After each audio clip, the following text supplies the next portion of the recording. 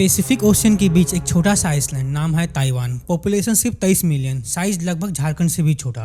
यहाँ तक सब कुछ ठीक लगता है, राइट? लेकिन असली कहानी यहीं से शुरू होती है। Taiwan is conducting its largest ever military drills which simulate the repulsion of an invading force. सोचो, इतना छोटा सा आइसलैंड और फिर भी पूरी दुनिया की इकोनॉमी इसी के ऊपर टिकी हुई है। लिटरली अगर यहाँ कुछ भी गलत हुआ तो ग्लोबल मार्केट हिल जाएगा, इंडस्ट्रीज रुक जाएगी और टेक्नोलॉजी का फ्लो एकदम से जाम हो सकता है।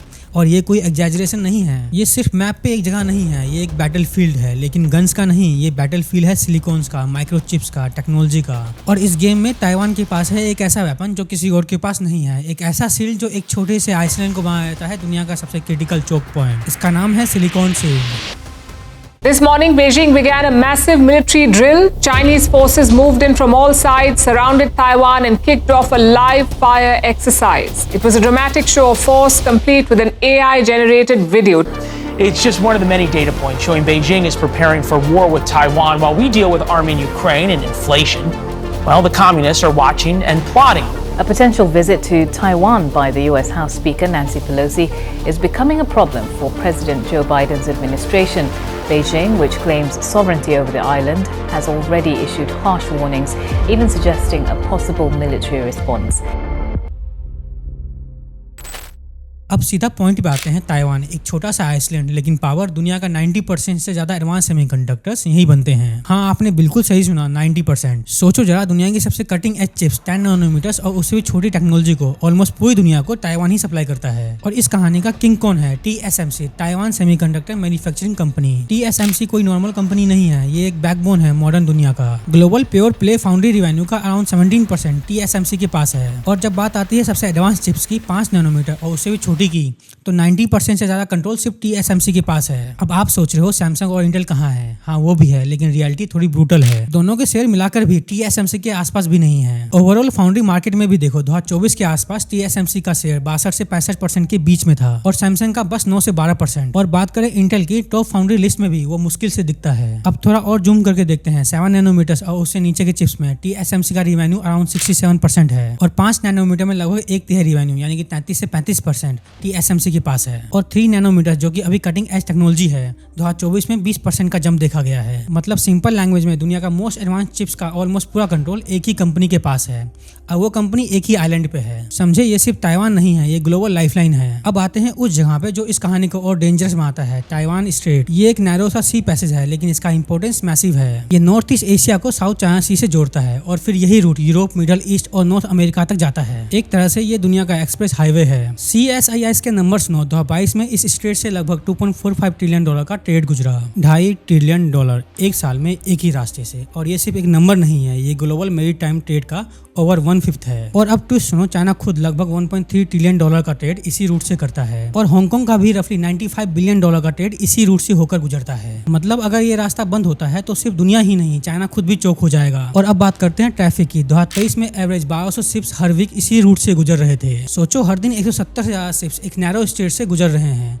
ये सिर्फ बिजी नहीं है, ये क्रिटिकल है। अब एक सिनेरियो इमेजिन करो, थोड़ा अनकंफर्टेबल है। सोचो अगर चाइना ने ताइवान के स्टेट को ब्लॉक कर दिया, फुल वॉर नहीं बस ब्लॉक, फिर क्या होगा? ब्लूमबर्ग इकोनॉमिक ने इसके ऊपर एक मॉडल बनाया और फिर जो नंबर्स आए उसको देख के डर लगता है। सिर्फ पहले एक साल में ग्लोबल GDP 5.3% से डाउन जाएगा, ताइवान का GDP -12.5% से, चाइना का GDP -8.9% से और US का GDP -3.2% से। और ये तो सिर्फ सरफेस है। Smartphone, data centres, advance electronics 60% से नीचे गिर सकते हैं और कार्स, होम इलेक्ट्रॉनिक्स में 30% तक का ड्रॉप देखा जा सकता है। और ये सब बस एक चीज होने की वजह से होगा, अगर TSMC बंद हो गया तो। Office of director of national intelligence के एस्टिमेट्स के हिसाब से हर साल $600 बिलियन से $1 ट्रिलियन तक का ग्लोबल आउटपुट गायब हो सकता है यूं। वो भी हर साल, क्योंकि वो चिप्स हर जगह जाते हैं, तुम्हारे फोन में, तुम्हारे कार्स में, हॉस्पिटल्स में, डाटा सेंटर्स में।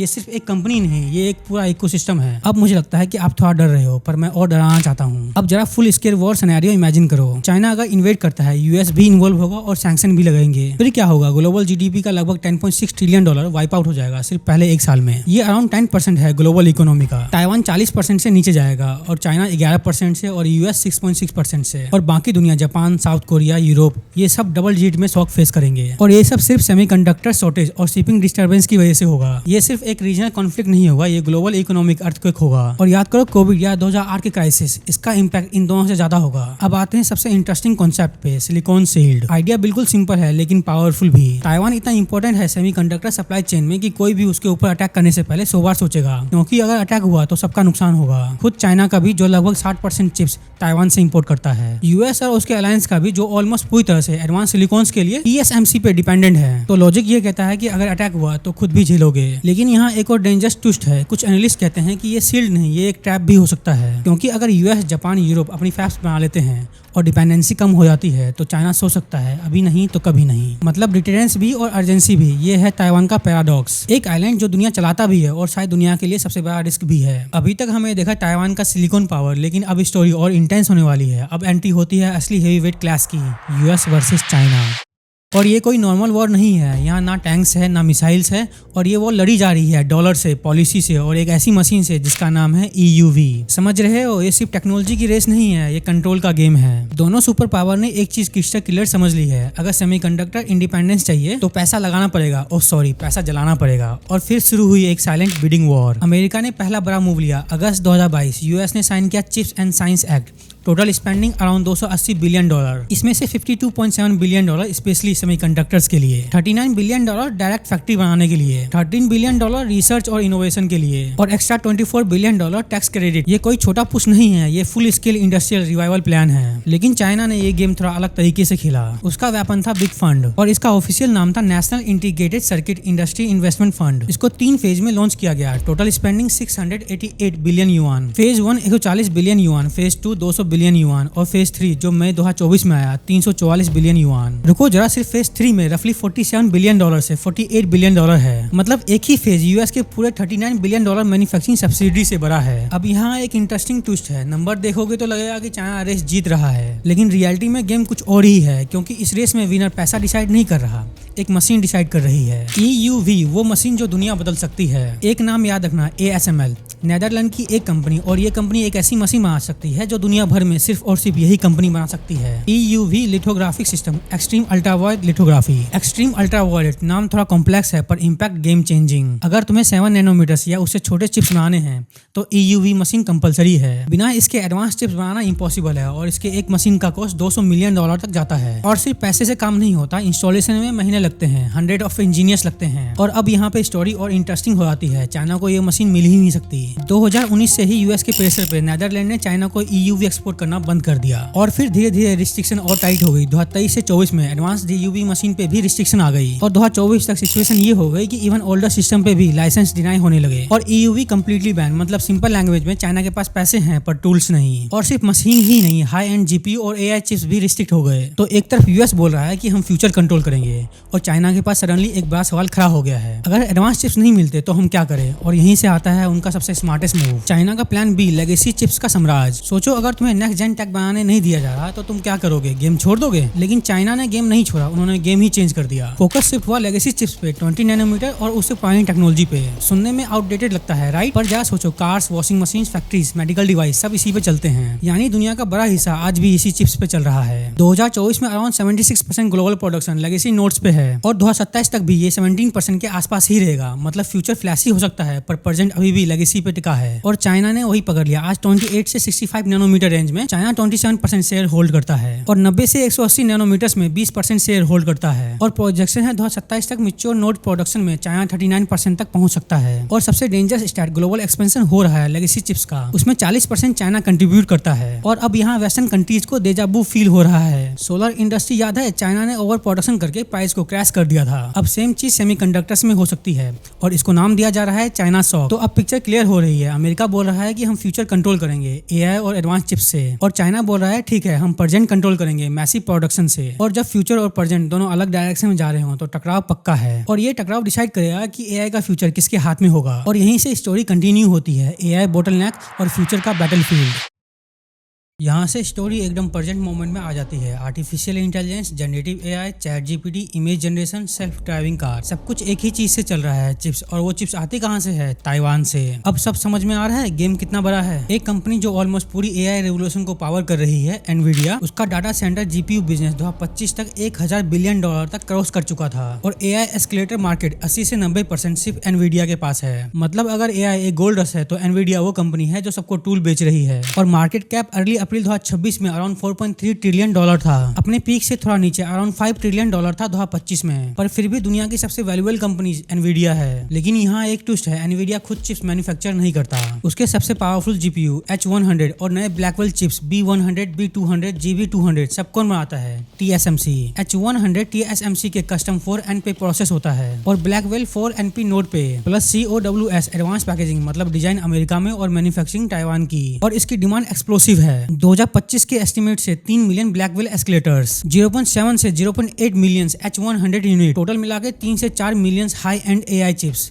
सिर्फ एक साल में। और दुनिया के ऑलमोस्ट हर चिप्स TSMC के फैब से गुजरता है। अब यहाँ प्रेशर समझो। रिपोर्ट बोलती है एनवीडिया अकेला TSMC की COWS पैकेजिंग कैपेसिटी का 60% कंज्यूम कर सकता है। एक कंपनी एक आइलैंड के इकोसिस्टम के आधे से ज्यादा हिस्सा ले रही है। पॉज करके सोचो, अगर ताइवान में कुछ भी डिस्टर्ब होता है तो सिर्फ एक कंट्री का इशू नहीं होगा, ग्लोबल एआई रुक सकता है, इनोवेशन स्लो हो सकती है। ये एक इनविजिबल बोटलनेक है जिसके ऊपर पूरी दुनिया टिकी हुई है। अब एक ऑब्वियस सवाल, भाई सिंपल है, अपना फैब्स खुद बना लो, यूएस में, यूरोप में, जापान में, प्रॉब्लम सॉल्व? नहीं, बिल्कुल नहीं। और यही वो जगह है जहाँ से रियलिटी थोड़ी ब्रूटल हो जाती है। एक एडवांस फैब बनाने का कॉस्ट कितना आता है? 5 नैनोमीटर प्लांट्स के लिए $12 से $15 बिलियन लगेंगे और 3 नैनोमीटर के लिए $15 से $20 बिलियन। और ये सिर्फ बिल्ड का कॉस्ट है। हर साल ऑपरेशन में 1.5 से $2 बिलियन का खर्चा। TSMC का एक 3 नैनोमीटर फैब रफली 19 से $20 बिलियन में तैयार होगा। और टाइम कितना लगेगा? ये कोई स्टार्टअप नहीं है जो 6 महीने में लॉन्च हो जाए। 1 से 2 साल सिर्फ लैंड और ग्राउंड वर्क के लिए, और फिर 1 से 2 साल मशीन को इंस्टॉल करने में और प्रोसेस को स्टेबलाइज करने में लगेगा। टोटल 5 साल से ज्यादा लग जाएंगे जब जाके मीनिंगफुल प्रोडक्शन स्टार्ट होगा। इसलिए जो चिप्स फंडेड प्रोजेक्ट्स हैं उसका आउटपुट 2026 से 2030 के बीच में एक्सपेक्टेड है। मतलब अगर आज डिसीजन लो तो उसका रिजल्ट 5 साल बाद मिलेगा। और सिर्फ पैसा और टाइम प्रॉब्लम नहीं है, यहाँ एक इनविजिबल बैरियर भी है। Process complexity, supply chain debt, specialised talent और सालों की लर्निंग। ताइवान ने ये इकोसिस्टम ओवरनाइट में नहीं बनाया। ये 30 से 40 साल का कंपाउंडिंग है और ये कॉपी नहीं हो सकता चाहे तुम कितना भी पैसा डाल लो। ये वो एडवांटेज है जो एक्सेल शीट में नहीं दिखता पर गेम डिसाइड करता है। अब आते हैं एक ऐसे बैटल फील्ड पे जिसके बारे में लोग कम बात करते हैं पर वो उतना ही क्रिटिकल है, टैलेंट और इंजीनियर्स। और ताइवान में क्या हो रहा है? एक silent poaching war. Chinese firms including Huawei बार बार ट्राई कर रहे हैं TSMC के इंजीनियर्स को हायर करने के लिए। लेकिन कैसे? 3x सैलरी ऑफर करके, लेकिन कभी भी डायरेक्ट नहीं, कभी इंटरमीडिएट के थ्रू, कभी फेक कंसल्टेंसी फर्म के नाम पे। मतलब इंजीनियर्स को ही पता नहीं होता कि एक्चुअल एम्प्लॉयर कौन है। ये एक अंडरकवर टैलेंट वॉर है। TSMC ने भी काउंटर किया और सैलरी भी इंक्रीज की।